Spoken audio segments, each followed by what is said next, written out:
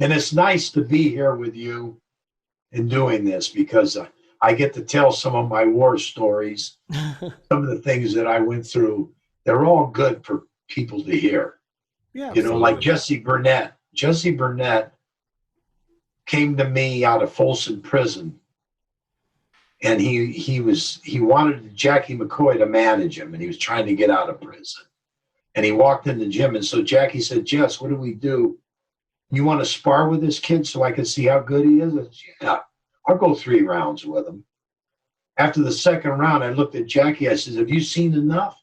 He said, "Why?" "Because I have." I said, "That son of a bitch can fight." He's knocking the shit out of me, man. So anyways, Jackie signed him up and we got him out of prison.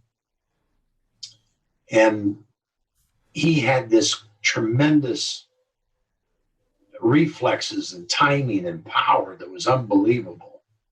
And believe it or not, Jackie McCoy realized the closeness that Jesse and I had. I remember Jesse walking into the dressing room, and I had just come out of sparring, and I was going to walk in the dressing room, and Jackie said, "I'm talking to Jesse Burnett. Jess, could you give us some time?" And I stayed outside, and I heard him asking Jackie, with my police record, I've been in trouble most of my life as a kid.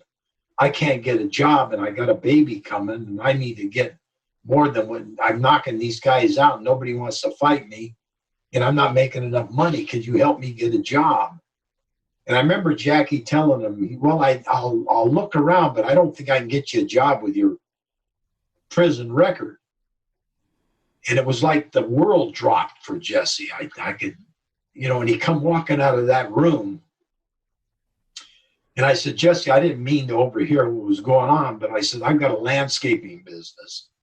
And that's before when I first started really knowing that you need more than just boxing. So I had my own little landscaping business that I did like 6 hours a day. And I said, "Listen, I can use the help, and I'll give you like $25 a day and buy you a meal to start with until we get you, I'll build the business up and I'll have you help me." And it was like a lifesaver for Jesse. I mean, he just jumped on that like it was going out of style, And he worked his ass off, and we ended up working together. And then Jackie McCoy saw that closeness, and Jackie was a very proud person. And he told me, "Jess, I'm going to teach you the real boxing business. You trained the world champion for me. I want you to take Jesse and manage him." I said, "Jackie, I'm no manager. I'm just starting out as a trainer." He says, "I think you really learn boxing, and I think you can help him because he means a lot to you."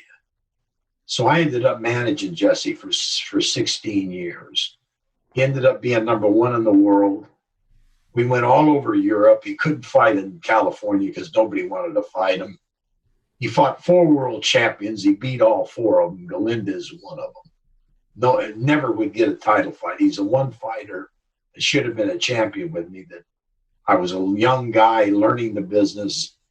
I was buying spots in Europe to try to get fights for him and get him on some recognition. I took him to Japan and got him sponsored, but nobody wanted to fight him for the title. And today, Jesse and Jason Perillo call me 3 times a month, maybe 4. They're like my sons. Jesse couldn't get a job for a while after he was working with me, and I got him a job at UCLA from my old ex-football coach. They hit his police record, and he retired from UCLA as a groundskeeper there.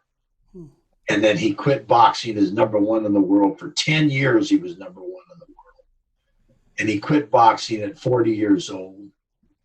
And I told him to get into training fighters. He said he never wanted to train fighters. He ended up being a trainer. And he's working at UCLA for almost 40 years. He retired here just recently, so he's kind of sitting back, got a nice fishing boat in the house, and he's done very well. And like I said, he's like my son too. And so, and he's also a good trainer. So, that's another story, another time. And he fought at light heavyweight, right, Jesse Burnett? Light heavyweight, and Eddie Gregory of Masta. You asked him. Yeah, but He was gonna. It was an elimination bout with Eddie Gregory, and Jesse had hurt his back running up in the mountains in Griffith Park, and he didn't want to pull out of the fight because he was going to get $100,000 for the fight. And I told him, "You're physically not ready." He says, "I got to fight that fight, man. I need the money." So we took the fight, and Eddie Gregory, in the 11th round, stopped Jesse Burnett, TKO'd him. Nobody ever knocked him out. And if you went to Eddie Gregory, Eddie Mustafa, and you went to him and said, "What do you think was the toughest fight you ever had?" He'll tell you, no, without a doubt, Jesse Burnett. You know, he was a tremendous, tremendous athlete.